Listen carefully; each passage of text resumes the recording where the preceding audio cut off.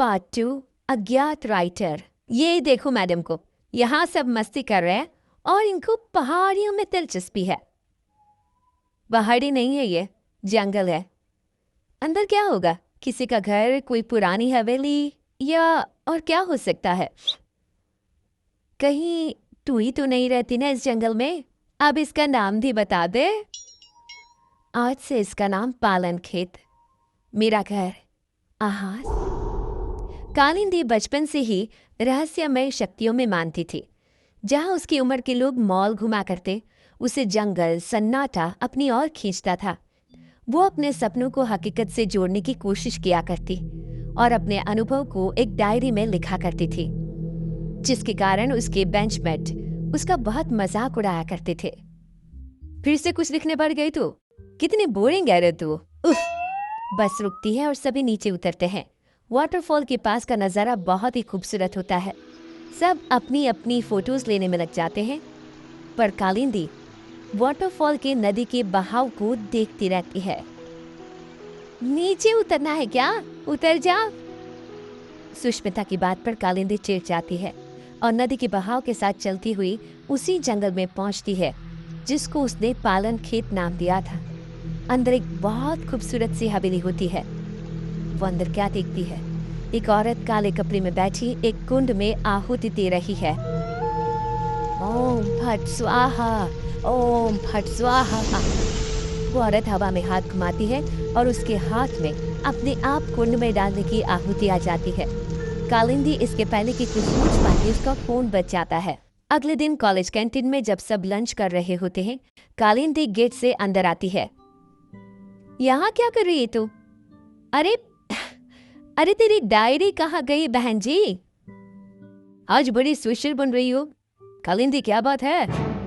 सुष्मिता के सभी दोस्त कालिंदी को परेशान करने लग जाते हैं। कालिंदी रोती हुई कॉलेज के टेरेस पर जाती है। अब बहुत हुआ, इन लोगों की हेकड़ी न उतारी मैंने तो मेरा नाम कालिंदी नहीं। कालिंदी बस पकड़कर पालन खेत निकल जाती है और उसी औरत के पास जाकर कहती है, मुझे मदद चाहिए आपकी। ये सब मुझे बहुत नीचा दिखाते हैं। अब तो यहाँ से या मैं मर कर जाऊंगी या बदला लेकर। वो जो कहते हैं उन्हें कहने तो। सामने देखो तुम्हारी डायरी और पेन। कल तुम इन्हें यहीं भूल गई थी ना? जाओ खोलो उसे। कालिंदी डायरी खोलती है। इसमें तो कुछ भी नहीं है, खाली है ये। पेन को उठाओ और कुछ लिखो। तुम जो चाहोगी वो मिल जाएगा तुम्हें।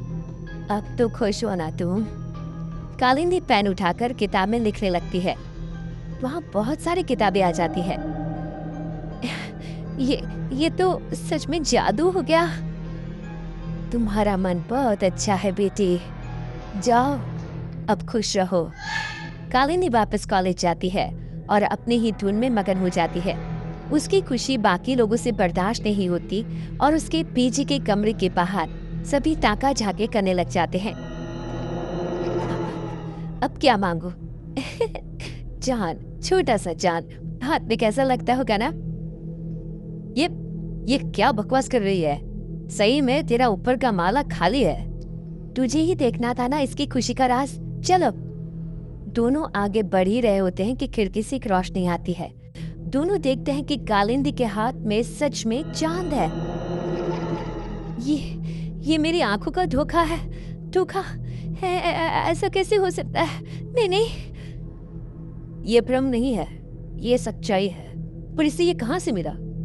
सोच, अगर हम इसे चुरा ले तो? और रोहन उस पेन को चुराने में जुट जाता है। वो सोचता है कि रात को कालिंदी के कमरे के बाहर आग लगा देगा ताकि वो भागेगी और रोहन पेन चुरा लेगा। रात को रोहन पेन के लालच में आग लगाने जाता है, पर आग बेकाबू हो जाती है और कालिंदी कमरे से बाहर ही नहीं आ पाती। बचाओ, बचाओ! कालिंदी मर जाती है। मंदाकिनी को कालिंदी की मौत का एहसास हो जाता है।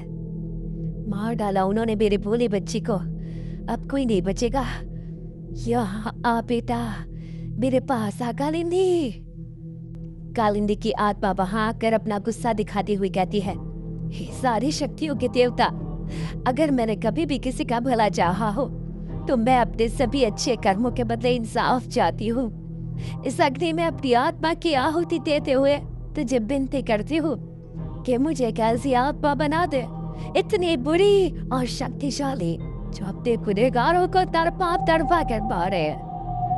ये कहकर कालिंदी की आत्मा आग में समा जाती है और आग से निकलकर कालिंदी के गुस्से से पैदा हुई आत्मा उसकी पैन में समा जाती है और फिर शुरू होता है मौत का खेल। सुष्मिता अपने कमरे में सो रही होती है। रात को उसका फोन बजता है। इट्स मी रोहन, दूसरे नंबर से कॉल करना पड़ा।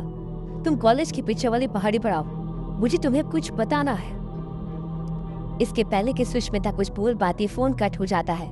सुष्मिता नाइट ड्रेस में ही भागते हुए कॉलेज के पीछे की पहाड़ी पर जाती है।